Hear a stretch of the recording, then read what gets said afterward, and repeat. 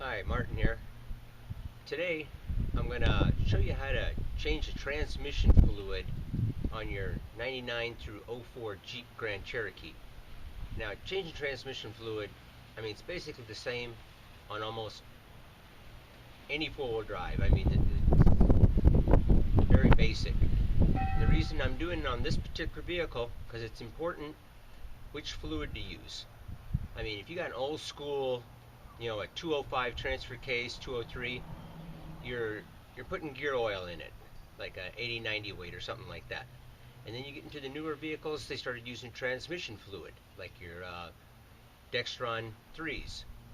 And this particular one, you want to make sure you're not using transmission fluid. Do not use ATF4, Dextron 3. You get this from Mopar. Mopar is the only one that carries this fluid. There's no substitute. Okay, and this is for your NV245, the 247, and the 249 transfer case. And to identify if you have one of those transfer cases, there's an ID tag on the back of the transfer case that I'll show you here in a minute. And the reason you got to use this fluid is it's got like friction modifiers in it. Basically, there's like a posi unit mounted inside the transfer case. And when it senses that the front tires are not spinning the same speed as the back tires, it's engaging that unit and putting power to the front. So if you, let's say you took the drive shaft out, I don't think you're going to harm your transfer case by doing that, but the transfer case is going to think that you're spinning your back tires because it's not getting any input from the front tires at all. And it's going to engage four-wheel drive. Because technically, yes, this is an all-wheel time, it's a full-time four-wheel drive, but it's not engaging the front into four-wheel drive until it senses that the back tires are spinning faster than the front tires. So really you are in two-wheel drive until you have that slippage problem, and then it engages it. So again, this is the fluid you want to buy because it's got the friction modifiers in it. Otherwise, you're going to end up damaging your transfer case. And another thing that's important about changing the fluid on this particular transfer case is in the owner's manual, it's going to tell you every 30,000 miles you're supposed to service your transfer case. And then a memo went out, like a service bulletin, saying we want to change that till every 21,000, because I think they started seeing that the fluid just could not last long enough, and you're going to probably get some hints that yes, your fluid needs to be changed. Like I've got it right now. I'll notice it when the vehicle's been setting for a while, the fluid's cooled off, and I very first take off and a slow turn. And you're going to feel maybe a little vibration. You're going to actually hear something, like something's trying to grab, and that's a good indication that your fluid does need to be changed. And it's kind of like a chattering. You're almost getting a vibration or chatter noise, and it goes away very quickly. And then it operates perfectly normal. But once you start getting that sign, you definitely want to change your transfer case fluid. And again, probably every 20,000 miles would be the way to go. I bought this stuff online. You're going to end up spending anywhere between around $17 and as low as $10 a quart. You shop around a little bit before you hit that buy it now button. And you only need 2 quarts. I believe this holds like 1.8 quarts. So the 2 will do it. And let's get started and I'll show you how this is done. Okay, here we are on the back side of the transfer case. And here's the ID tag I was talking about. And right up here on the very top line, it'll tell you that we got a 247 transfer case in here.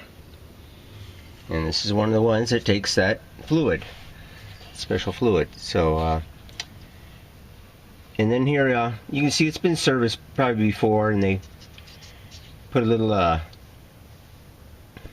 sealant on here to make they can tell if it's been opened. Another thing, before you even get started, this is a 10mm socket, or Allen.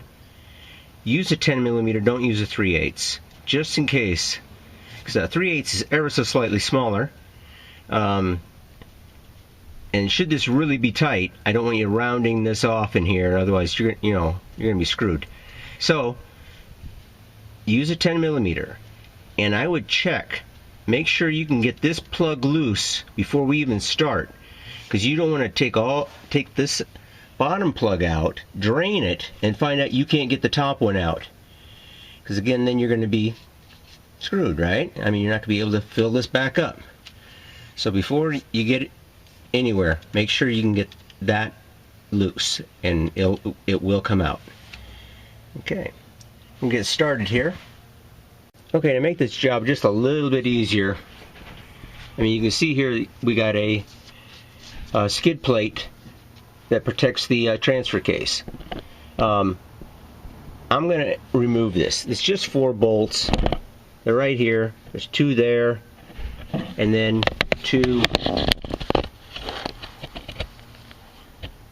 right down here. Okay? We'll take those off. The 3 of them, 3 out of the 4 you remove completely. The one right here has a slot. Just loosen it up quite a bit, and then leave the bolt. That helps you get it back in there when you go to reinstall it. Now this is a 15mm. And like I said, make sure you can actually get this loose before servicing it. You want to make sure you can get that fluid back in there. Looks like it's not going to give us any problem here.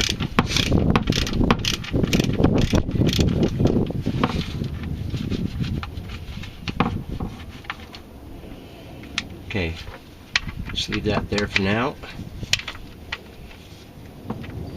I got my drain pan ready.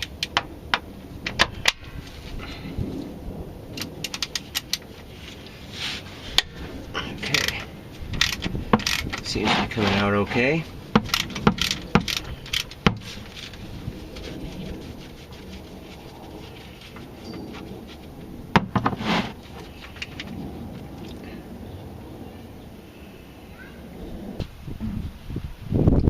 I'm just going to sit here and let this drain for a few minutes, get every bit out, and come right back, put the plug back in, and then refill it up.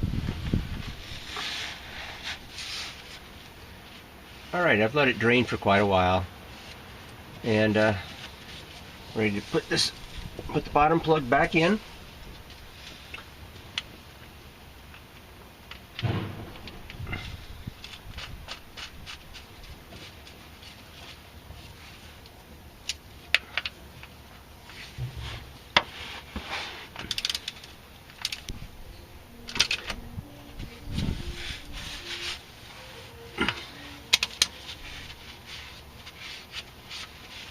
Okay. Alright, and now simply just refill. If you got one of those pump attachments to put in these bottles, those work really nice. But it's pretty roomy up here. You shouldn't have any problem just squeezing this in there.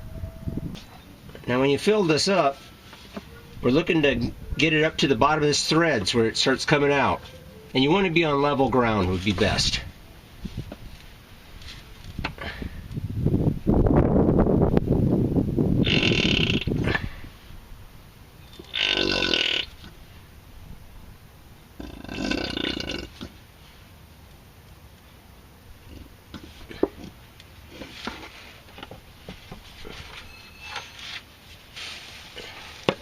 Alright, get ready for the next squirt.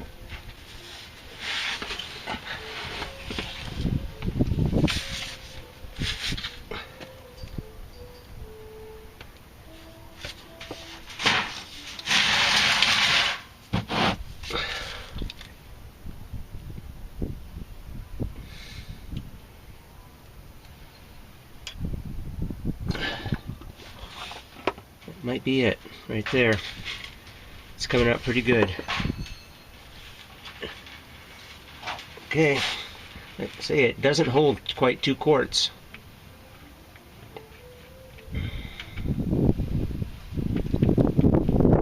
And again, do this on level ground.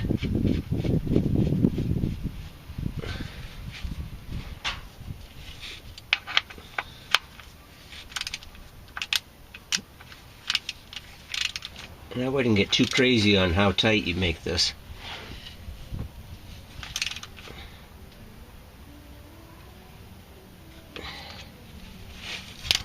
Okay, now that's pretty much it for the whole change. Put your skid plate back on, and you're ready for take this down the road and service it again at 20,000 miles. All right, that went all very well. It did use like the 1.8 quarts. I had 10 ounces left in my second quart. So, and then another thing, if you have a select track Grand Cherokee, that does take ATF4. It's if you have a quadra track or quadra drive, that will take this stuff right here. So there we have it. Thanks for watching, and please subscribe. We'll talk to you later.